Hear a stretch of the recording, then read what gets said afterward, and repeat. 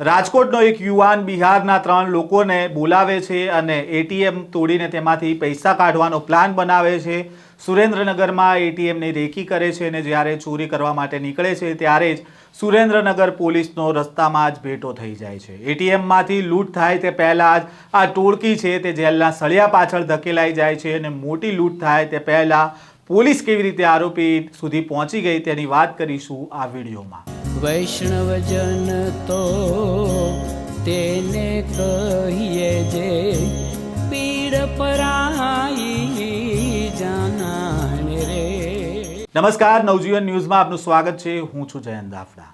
સુરેન્દ્રનગરના ચોટીલામાં state bank of ઇન્ડિયાના એટીએમમાંથી લાખો રૂપિયાની લૂંટ થાય તે પહેલાં જ પોલીસે એક મોટા કાવતરાનો પર્દાફાશ કર્યો છે. લૂંટને અંજામ આપે તે પહેલાં ચોટીલા પોલીસે 5 આરોપીને દબોચી લીધા છે અને આ કાવતરાનો મુખ્ય સૂત્રધાર ચોટીલા તાલુકાના નવા ગામનો રહેવાસી અજય ઉધરેજા હતો. તેણે એટીએમ તોડીને રોકડ લૂંટવાની યોજના બનાવી હતી અને આ માટે તેણે બિહારથી જ તેણે વ્યક્તિઓને બોલાવ્યા હતા, જેમાં રોકીરાજ કુશવાહા, રવિશંકર શાહ અને બીરુ કુમાર નામના આ 3 વ્યક્તિ છે તેને બોલાવવામાં આવે છે. આ ત્રણેય આરોપીઓને રાજકોટની એક હોટલમાં રહેવાની વ્યવસ્થા મેહુલ મકવાણા નામના યુવાન કરે છે અને આરોપીઓ એટીએમ તોડવા માટે જરૂરી વિવિધ સાધનો છે તે પણ ખરીદે છે અને લૂંટ કરતા પહેલાં તેમણે એટીએમ અને તેના આસપાસના વિસ્તારની રેકી પણ કરે છે. લૂંટ કરવા માટે જ્યારે એટીએમ જવા રવાના થાય છે આ ટોળકી, ત્યારે રસ્તામાં જ સુરેન્દ્રનગર પોલીસનો ભેટો થાય છે અને આરોપીઓ જેલના સળિયા પાછળ ધકેલાઈ જાય છે. આ સમગ્ર ઘટનાને લઈને પહેલાં તો શું કહી રહ્યા છે સુરેન્દ્રનગરના એસપી પ્રેમસુખ ડેલુ, તેમને સાંભળીએ. સૌથી પહેલા હું ચોટીલા પોલીસને બધાઈ આપું છું કે એક બહુ સરસ કામગીરી ચોટીલા પોલીસ દ્વારા કરવામાં આવેલ છે અને એટીએમ ચોરીની જે ગેંગ છે અને અત્યારે પકડી પાડવામાં આવેલ છે અને આ ગેંગ દ્વારા ત્યાં ચોટીલા અને આસપાસના એરિયામાં એ એટીએમ ચોરીની એ લોકો ટ્રાય કરતા હતા. આ સમય રાત્રિના દરમિયાન પોલીસ દ્વારા ચેકિંગના દરમિયાન ટોટલ 5 લોકોને પકડી પાડેલ છે અને આ પાસેથી એટીએમ ચોરીના જે અલગ અલગ જે સામાન હોય છે એ ઘણો બધો મુદ્દામાલ પણ રિકવર કર્યો છે. એ જે આ જે એટીએમ ચોરીને જે ગુનાની જે એ લોકો તૈયારી કરતા હતા આખા એટીએમને તોડવા માટે, તો આમાં ટોટલ 5 લોકો હતા. આમાંથી 2 લોકો સ્થાનીય હતા અને 3 લોકો બહારના હતા. જે 2 લોકો સ્થાનીય હતા આમાંથી એકનું નામ છે મેહુલભાઈ ધીરુભાઈ મકવાણા, એ રાજકોટના નિવાસી છે અને બીજો જે આરોપી છે આનું નામ છે અજયભાઈ જયરામભાઈ ઉદ્રેજા, એ આપણે ચોટીલાના છે. આને અલાવા જે 3 આરોપી છે એ બિહારના છે.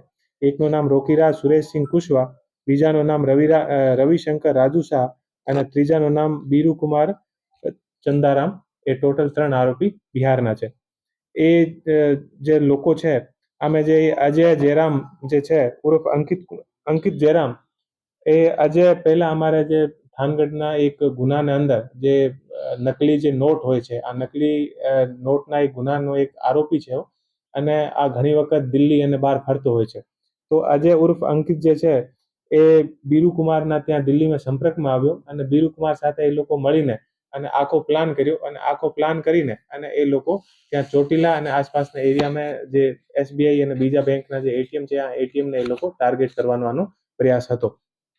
આ લોકો પાસે અત્યારે જે મુદ્દામાલ રિકવર કર્યો છે આ મુદ્દામાલમાં એક 4 વ્હીલ ગાડી રિકવર કરી છે. આને અલાવા એક લોખંડની હથોડી, એક લોખંડનો ત્રિકમ અને લોખંડને કાપવા માટે આરી અને પતરાને કાપવા માટે આરી અને લોખંડને ગરમ કરી અને કાપવા માટે બ્યુટેન ગેસની 200 ગ્રામની ટોટલ 8 બોટલ અને કેમેરા ઉપર કોઈનો ફોટો ના આવે આ ઉપર લગાવવાવાળા જે સ્પ્રે છે આ જે સ્પ્રે છે આનો એક નગ અને જે ગેસની બોટલને ઉપર જે અલગ અલગ જે વાલ્વ લગાવવાના છે નગ, આનો એક નગ અને એ ટોટલ 6 મોબાઈલ, એવું કરીને અને ટોટલ લગભગ 2.5 લાખની આસપાસનો મુદ્દામાલ પોલીસ દ્વારા રિકવર કરવામાં આવેલ છે. આ બહુ એક સારી જે આનો એક પ્રિવેન્શન આપણે પણ કહી શકાય કે એ ઘણા મોટી ઘટના એ લોકો કરી શકતા હતા અને એટીએમ આસપાસના એટીએમ તોડી શકતા હતા અને બીજી કોઈ પણ ઘટના કરી શકતા હતા. આને સાથે આ લોકો પાસેથી વેપન પણ પોલીસ દ્વારા આપણે પકડવામાં આવેલ છે. એક રિવોલ્વર જેવું દેશી રિવોલ્વર અને આને સાથે 2 કારતૂસ પણ પોલીસ દ્વારા પકડવામાં આવેલ છે. તો આ એક આખી ગેંગ છે જે ક્યાંય પણ કોઈ પણ જગ્યાએ ધાડ યા એટીએમ ચોરી કરી શકતી હતી. આ આખી ગેંગને આપણે ચોટીલા પોલીસ દ્વારા સરસ રીતે પકડવામાં આવેલ છે. તો હું ફરીથી એક વખત આપણી ચોટીલા પોલીસ છે અને જે ટીમ સુરેન્દ્રનગર છે અને હું બધાઈ આપું છું. જી સાહેબ, આરોપીએ અગાઉ ક્યાં ક્યાં આવી ધારો કરેલી છે, કેવા ગુના કરેલા છે અને ખાસ કરીને મોડેલ ઓપરેન્ડી એમની શું હતી?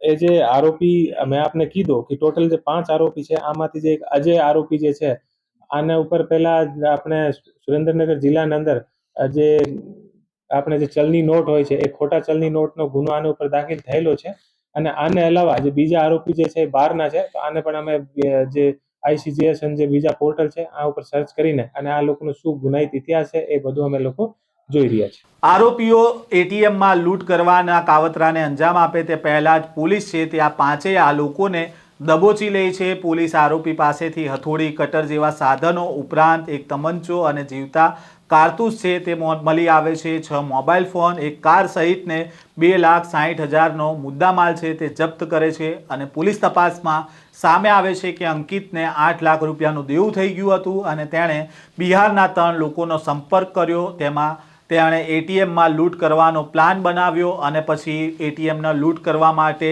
ત્યાં સુરેન્દ્રનગરમાં રેકી કરે છે અને જ્યારે એટીએમમાં લૂંટ કરવા માટે તેમણે નીકળે છે આ ટોળકી સાથે ત્યારે રસ્તામાં સુરેન્દ્રનગર પોલીસનો ભેટો થાય છે અને પોલીસ છે આ લૂંટ થાય તે પહેલાં જ આરોપીને દબોચી લે છે. આ પ્રકારના સમાચાર અને અહેવાલ સાથે ફરી મળીશું. નવજીવન ન્યૂઝ સાથે જોડાયેલા રહેજો.